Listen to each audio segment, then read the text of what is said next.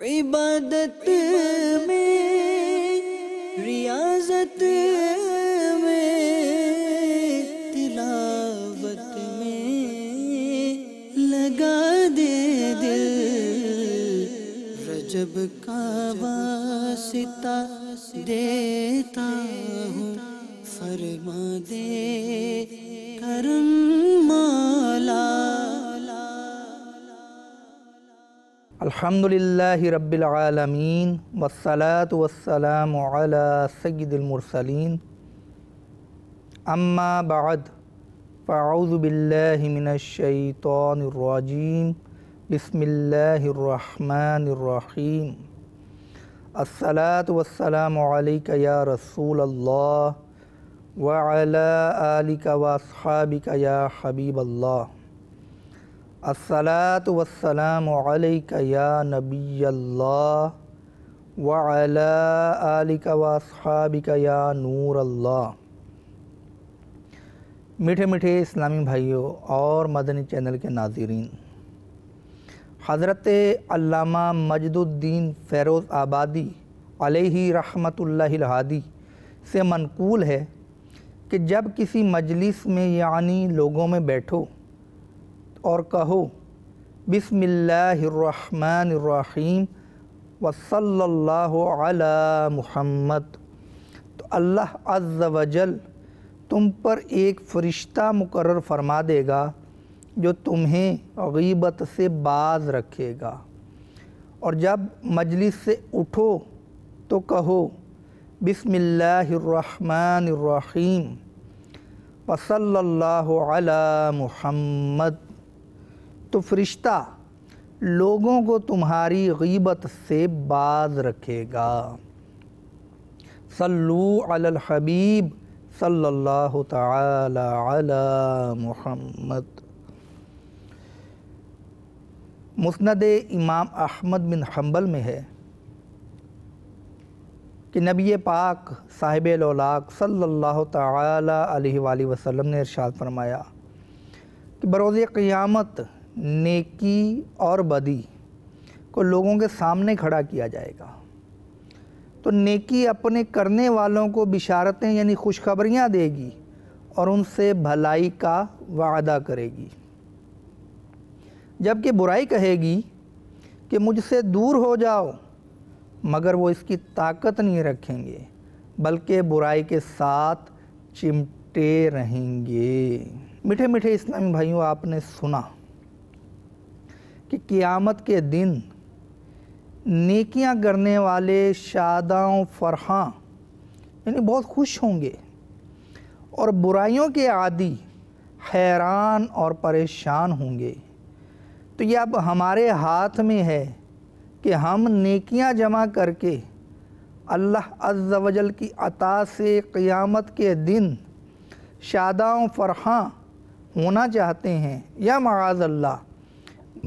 برائیوں کا ارتکاب کر کے اپنے سر پر گناہوں کا بوجھ لاد کر حیران اور پریشان رہنا چاہتے ہیں۔ یقیناً عقل سلیم رکھنے والا یہی کہے گا کہ میں قیامت کے دن پریشانی سے بچنا چاہتا ہوں، میں قیامت کے دن خوشی سے ہمکنار ہونا چاہتا ہوں۔ تو پھر اس روایت کے مضمون پر نظر کیجئے کہ نیکی اپنے کرنے والوں کو خوشخبریاں سنائے گی، ان سے بھلائی کا وعدہ کرے گی، تو اس دن اگر نیکی کو اپنے سامنے دیکھنا چاہتے ہیں تو آج ایک ایک نیکی کی قدر کیجئے۔ ہمارے یہاں گناہوں کی کثرت بہت زیادہ ہوتی ہے کہ گناہ اتنے کیے کہ یاد نہیں، اور نیکیاں چند کر لیں تو اس کو اپنے سینے کا تمغہ بنا کے رکھتے ہیں اور لوگوں کو سناتے پھرتے ہیں کہ ماں و دولت نے فلاں نے کی، ماں و دولت نے فلاں نے کی۔ میرے میٹھے میٹھے اسلام بھائیوں، یہ تناسب نہیں ہے۔ ہم اپنے گناہوں کو دیکھیں جو ہم شامت نفس اور شیطان کی مداخلت کی وجہ سے کرتے ہیں، اور نیکیوں کی طرف نظر دوڑائیں جو ہم اپنے رب عز و جل کی عطا سے کرتے ہیں، تو بہت فرق دکھائی دے گا۔ ضرورت اس بات کی ہے کہ ہم اپنے گناہوں میں کمی کریں اور نیکیوں میں اضافہ کریں، تو بعض موقع مفید ہوتے ہیں، بعض موقع ایسے ہوتے ہیں جن سے فائدہ اٹھانا چاہیے۔ یہ موقع بھی عبادت کے بیج بونے کا ہے۔ تو آئیے عبادت کا ایک بیج یعنی ایک نیکی اور میں آپ کو آج عرض کیے دیتا ہوں کہ اگر راستے میں کوئی چیز پڑی ہو جس سے گزرنے والوں کو تکلیف ہو یا تکلیف پہنچنے کا اندیشہ ہو، مثلا کوئی کانٹا، کسی پھل کا چھلکا یا کوئی پتھر وغیرہ، تو ذرا سی محنت سے اگر ہم اس چیز کو اٹھا کر کسی مناسب جگہ پہ رکھ دیں گے، وہاں سے ہٹا دیں گے، تو عظیم الشان ثواب کے حقدار بن جائیں گے۔ چنانچہ حضرت سیدنا ابو درداء رضی اللہ تعالی عنہ سے روایت ہے کہ جس نے مسلمانوں کے راستے سے تکلیف پہنچانے والی چیز ہٹا دی تو اس کے لیے ایک نیکی لکھی جائے گی، اور جس کے لیے اللہ عز و جل کے پاس ایک نیکی لکھی جائے تو اللہ تعالیٰ اسے اس نیکی کے سبب جنت میں داخل فرمائے گا۔ میرے میٹھے میٹھے اسلامی بھائیوں، ایک ایک نیکی کی یہ قدر اور راستے سے تکلیف دہ چیز ہٹانے کا اجر و ثواب بھی آپ نے سنا۔ ایک بہت ہی ایمان افروز حکایت مسلم شریف میں موجود کہ نور کے پیکر، تمام نبیوں کے سرور صلی اللہ تعالی علیہ وآلہ وسلم نے ارشاد فرمایا کہ ایک شخص کسی راستے سے گزر رہا تھا کہ اس نے راستے پر ایک کانٹے دار شاخ کو پایا تو اسے راستے سے ہٹا دیا۔ اللہ تبارک و تعالیٰ کو اس شخص کا یہ عمل اتنا پسند آیا کہ اس بندے کی مغفرت فرما دی۔ میرے میٹھے میٹھے اسلامی بھائیوں، ہمیں روزانہ شاید درجنوں ایسی چیزیں ملتی ہوں گی، کبھی کیلے کا چھلکا، تو کبھی کوئی بڑا پتھر، کبھی کوئی کانٹے، تو کبھی کوئی اینٹ، کوئی اس طرح کی چیز ملتی ہوگی کہ جس سے ٹھوکر کھا کے لوگ زخمی ہو سکتے ہیں، جس سے ٹکرا کر کوئی رات کے اندھیرے میں گر سکتا ہے۔ اس چیز کو اگر ہم تھوڑی سی محنت کے ساتھ اٹھا کر سائیڈ پہ رکھ دیں جو مناسب جگہ ہو، تو ہمیں اس کام میں کتنا وقت لگے گا؟ بہت تھوڑا سا۔ یہاں دنیا کا مال کمانے کے لیے ہم کس قدر مشقت کا مظاہرہ کرتے ہیں، کس قدر مشقت کو برداشت کرتے ہیں۔ لوگ دھوپ میں کھڑے ہو جاتے ہیں، لوگ طرح طرح کے مشقت والے کام کرتے ہیں، اپنا پسینہ بہاتے ہیں تاکہ کچھ مال کما سکیں اور اپنی ضروریات زندگی پوری کر سکیں، کچھ آسائشیں حاصل کر سکیں۔ میرے میٹھے میٹھے اسلام بھائیو، یہ تو راستے سے چیز ہٹانے کا تذکرہ تھا۔ ان نادانوں کا کیا بنے گا جو راستے میں تکلیف دہ چیز کو رکھ دیتے ہیں؟ جی ہاں، جب کبھی شادیوں یا دیگر مواقع پر کوئی دیگیں وغیرہ پکانے کا موقع آتا ہے تو زمین میں کھدائی کی جاتی ہے، اور کھدائی کرنے کے بعد جب اپنا کام ہو چکتا ہے تو ان گڑھوں کو پر بھی نہیں کیا جاتا، بلکہ ان گڑھوں میں بعض اوقات پانی بھر جاتا ہے، جس سے بوڑھے افراد تو بیچارے انتہائی آزمائش کا شکار ہو جاتے ہیں کہ انہیں صحیح طرح دکھائی نہیں پڑتا، یا رات کے اندھیرے میں کوئی نوجوان ہی صحیح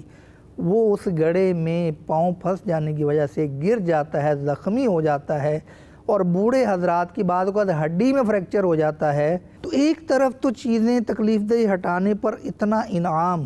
اور دوسری طرف ہم الٹا کام کر کے راستے میں تکلیف دہ چیزیں کھڑی کر کے ہم لوگوں کے لیے آزمائش کا سبب بنیں، ایسا ہرگز نہیں کرنا چاہیے۔ حضرت سیدنا ابو حفص حداد علیہ رحمت اللہ الجواد پہل کسی کنیز پر عاشق ہو کر اپنا سکھ چین کھو بیٹھے۔ اب کسی نے آپ کو بتایا کہ فلاں علاقے میں ایک غیر مسلم رہتا ہے جو جادو کا ماہر ہے، وہ یقیناً تمہیں اس کنیز سے ملا دے گا۔ آپ فوراً اس یہودی کے پاس پہنچے اور اس سے اپنا تمام حال بیان کیا۔ اس یہودی نے کہا کہ تمہارا کام ہو جائے گا، لیکن اس کی شرط یہ ہے کہ تم 40 دن تک کوئی نیکی نہیں کرو گے،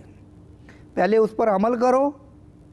پھر میرے پاس آنا، کہ 40 دن گزارو کوئی نیکی نہیں کرنی۔ آپ نے شرط قبول کر لی اور 40 دن حسب شرط گزارنے کے بعد دوبارہ پہنچ گئے اس کے پاس۔ اب اس نے جادو کرنا شروع کیا، لیکن اس کا کوئی اثر ظاہر نہیں ہوا۔ کئی مرتبہ کوشش کے بعد اس نے کہا ہو نہ ہو تم نے کوئی 40 دنوں میں نیکی ضرور کی ہے، ورنہ میرا جادو کبھی ناکام نہ جاتا، ذرا سوچ کر بتاؤ۔ تو آپ نے جواب دیا کہ میں نے کوئی نیکی نہیں کی، ہاں ایک دن راستے میں پڑے ہوئے پتھر کو اس خیال سے ایک طرف کر دیا تھا کہ کوئی مسلمان اس سے ٹکرا کر زخمی نہ ہو جائے۔ یہ سن کر اس جادوگر نے کہا افسوس ہے تم پر کہ تم نے 40 دن تک اپنے رب عز و جل کے حکم کی نافرمانی کی اور اسے فراموش کیے رکھا، اسے بھلائے رکھا، لیکن اس نے تمہارے ایک بھی عمل کو ضائع نہیں کیا اور چھوٹی سی نیکی کو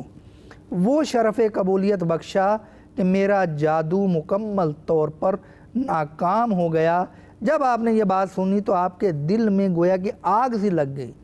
فوراً توبہ کی اور اللہ عز و جل کی عبادت میں مشغول ہو گئے اور آخر کار درجہ ولایت پر فائز ہوئے۔ آپ نے دیکھا کہ کس طرح ایک نیکی کی بدولت حضرت سیدنا ابو حفص حداد علیہ رحمۃ اللہ الجواد کو توبہ نصیب ہو گئی۔ ایک وظیفہ یا جلیلو یا جلیلو یا جلیلو 10 بار پڑھ کر اپنے مال و اسباب اور رقم وغیرہ پر دم کر دیجئے۔ یا جلیلو یا جلیلو یا جلیلو 10 بار پڑھ کر اپنی رقم پر، اپنی گاڑی پر، اپنے اسکوٹر پر، اپنے مال و اسباب جو بھی ہیں ان پر پڑھ کر دم کر دیجئے۔ انشاءاللہ عز و جل چوری سے محفوظ رہے گا۔ اللہ تبارک و تعالی ہمیں عبادت کا یہ بیج کہ راستے سے تکلیف دہ چیز کو ہٹا دیا جائے، یہ بھی اس عبادت کے بیج بونے کے مہینے میں یہ بیج لگانے کی توفیق عطا فرمائے۔ آمین بجاہ النبی الامین صلی اللہ تعالی علی محمد صلو علی الحبیب صلی اللہ تعالی علی محمد۔ عبادت میں، ریاضت میں، تلاوت میں لگا دے دل، رجب کا واسطہ دیتا ہوں، فرما دے کرم